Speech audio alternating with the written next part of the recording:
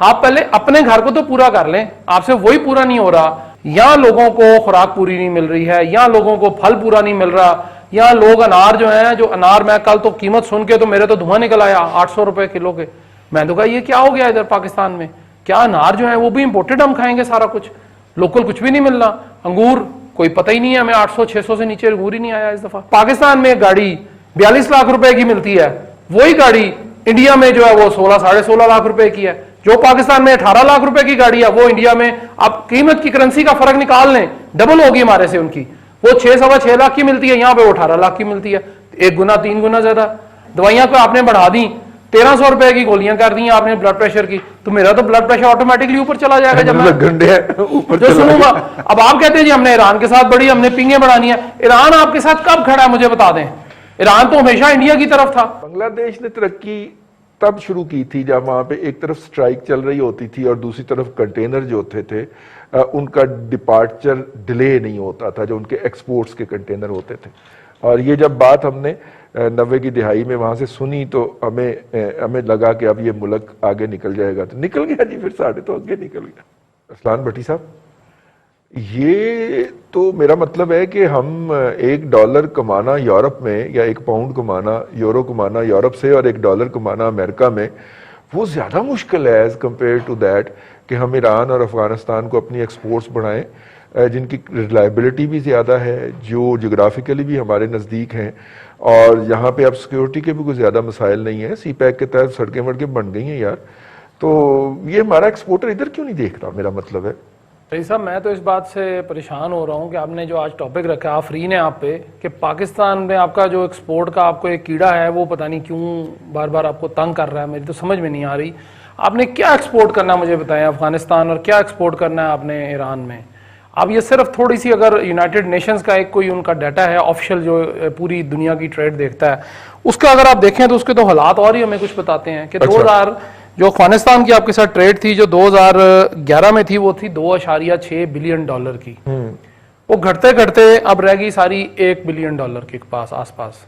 اسی طرح ایران کے ساتھ آپ کی جو 2017 میں ایکسپورٹ تھی وہ تھی جی $930 ملین کی, یعنی 1 ارب کے آس پاس, پونا ارب سے اوپر, کافی زیادہ, $1 ارب سے تقریباً. تو اب بات یہ ہے جی کہ آپ کیا ایکسپورٹ کرنا چاہتے ہیں وہاں پہ, آپ کیا بھیجیں گے کیا وہاں پہ, آپ کے کیا ملک میں چیزیں موجود ہیں, آپ کی اپنی چیزیں تو کنٹرول ہو نہیں رہی ہیں آپ سے. آٹا یہاں پہ مہنگا کر رہے ہیں, پوری نہیں ہو رہی, آٹا آپ نے مہنگا کیا وہ سارا افغانستان اسمگل ہو گیا. چینی آپ کرتے ہیں تو وہ کہیں اور چلی جاتی ہے, آٹا سستا مہنگا کیا, مہنگا کیا جی, مہنگا ہو گیا نا. چینی آپ کریں, چاول یہاں سے بھیج کے دیکھ لیں, آلریڈی 200-250 روپے کلو چاول ہے ہمارے ملک میں, تو وہ آپ مجھے بتائیے وہ ایکسپورٹ کر دیں گے تو وہ 500 پہ چلا جائے گا. دعویٰ یہی ہے کہ ذخیرہ اندوزوں کو الٹا لٹکا دیں گے, فلانے کو یہ کر دیں گے, آپ ایکسپورٹ کریں, ہم آپ کو فیسلٹیز دیں گے.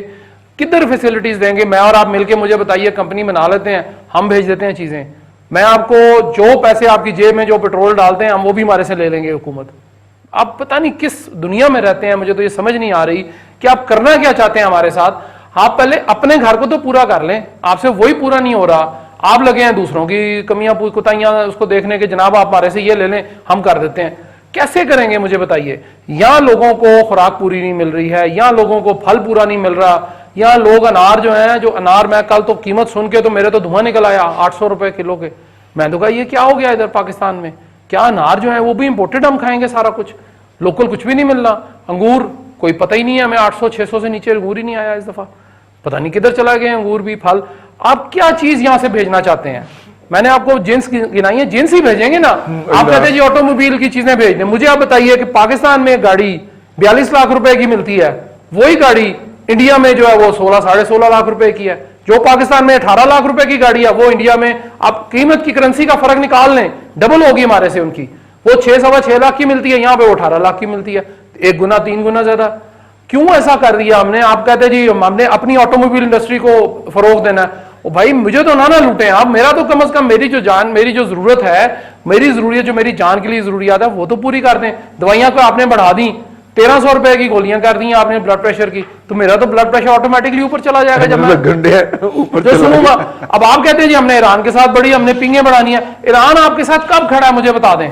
ایران تو ہمیشہ انڈیا کی طرف تھا. उन्होंने तो चाबहार वाली जो लेकिन अब वो चाइना की तरफ हुआ है ना थोड़ा सा। भाई साहब, दोस्त का दोस्त भी होता है, ठीक होगी बात, दोस्त का दोस्त दोस्ती होगा, लेकिन मुझे बता दीजिए कि आपने ईरान को देना क्या है, क्या देंगे मुझे बता दीजिए। कोई एक जिन्स का नाम ले दें मुझे आप कि जी हम ये दे देते हैं, कपड़ा देना है, कॉटन हमारे पास नहीं है। भट्टी साहब ने एक लिहाज से सही कहा कि कौन से हमारे पास कोई मीडियम टेक या हाई टेक आइटम्स हैं जो हम उनको भेज सकें, हमें उस तरफ अब लेके जाना है। मेरे ज़हन में यही है कि हम अपनी आईटी प्रोडक्ट्स जो हैं वो ईरान को एक्सपोर्ट करें, और वो हमारी वो हमारी एक स्ट्रेंथ बन सकती है, क्योंकि इस तरफ कभी किसी ने ध्यान नहीं दिया।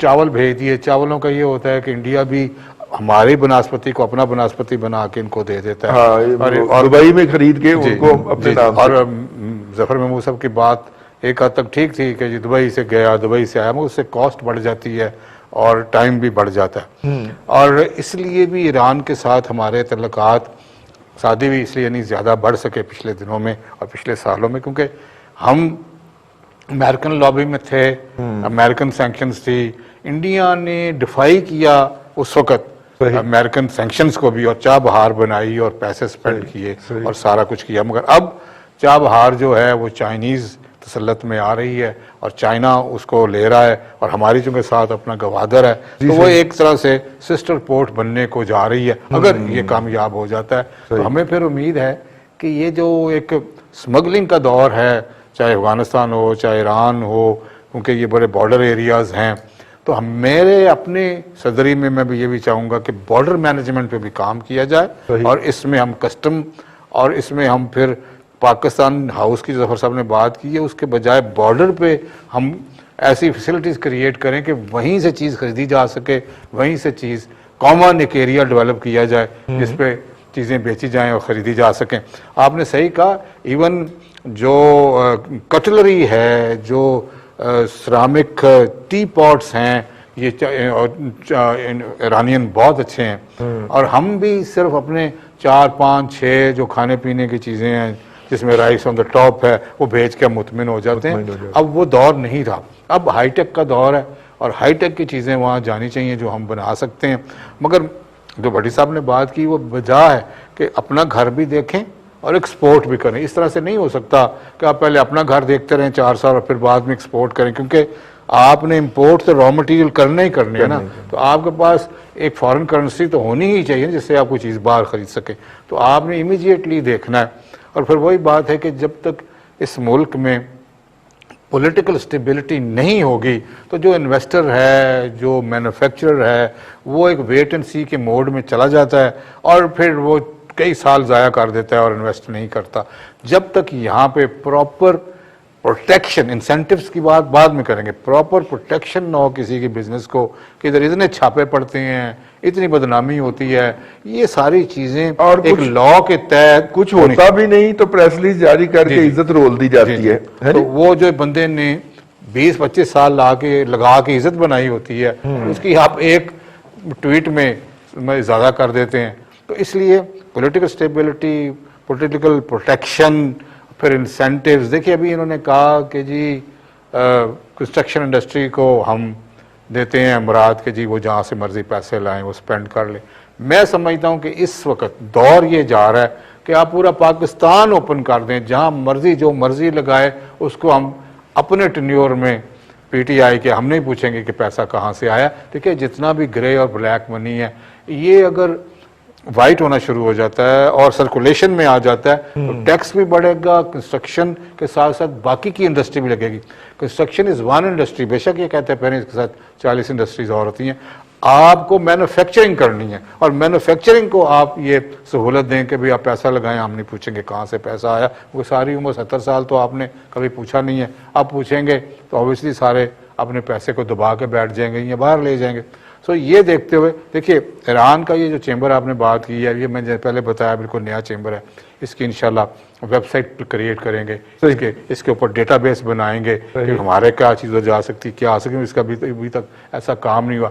वीज़े की रिस्ट्रिक्शन है उसको हम ईज आउट कराएंगे, बॉर्डर मैनेजमेंट की बात करेंगे, बैंकिंग सेक्टर की बात करेंगे कि किस तरीके से ईजिली पैसा आ जा सकता है। लोग जो कर रहे हैं ना वो बड़े कर्ब के आलम में ईरान के साथ कर रहे हैं उनको कोई इतनी ईज ऑफ डूइंग बिजनेस नहीं है, सही। तो ईज ऑफ डूइंग बिजनेस हम क्रिएट करेंगे। ईज ऑफ डूइंग बिजनेस, जी भट्टी साहब कुछ ऐड करना चाह रहे हैं? साहब मैं सुहेल साहब की बातें सुन रहा था, उसमें इन्होंने कहा जी आईटी प्रोडक्ट है। मुझे तो ये समझ नहीं आई बात, वैसे मैं इनसे बाद में प्रोग्राम से पूछ लेता हूँ आईटी प्रोडक्ट्स हम कौन सी ऐसी बना रहे हैं जो ईरान हमारे से बेहतर नहीं बना रहा। दूसरी बात कि तमाम जितने हमारे हाई कमीशन हैं या एम्बेसीज हैं, ऑलरेडी ईरान के साथ हमारे सफारती ताल्लुकात तो बड़े अच्छे हैं। बिल्कुल ठीक है। तो जो एक कमर्शियल अटैची एक पोस्ट होती है, हाँ। उसका क्या काम है? हाँ? अगर सारे उसका काम काम जाके तनख्वाह लेना है तो अगर और अपने देखें- कस्टमरों के लिए कोई बिजनेस अपॉर्चुनिटी तलाश करना है। हाँ, अब उन्होंने कहा कि एक बात सोहेल साहब ने और बड़ी अच्छी की जी, पॉलिटिकल स्टेबिलिटी। तो हमने वो एक उससे पहले वो जो जफर साहब थे वो कह रहे थे जी कि एंगेज करें इदारों को, तो हमने तो सारे इदारे एंगेज किए हुए हैं अपोजिशन को पकड़ने दकड़ने के लिए, तो हमने तो कोई छोड़ा ही नहीं।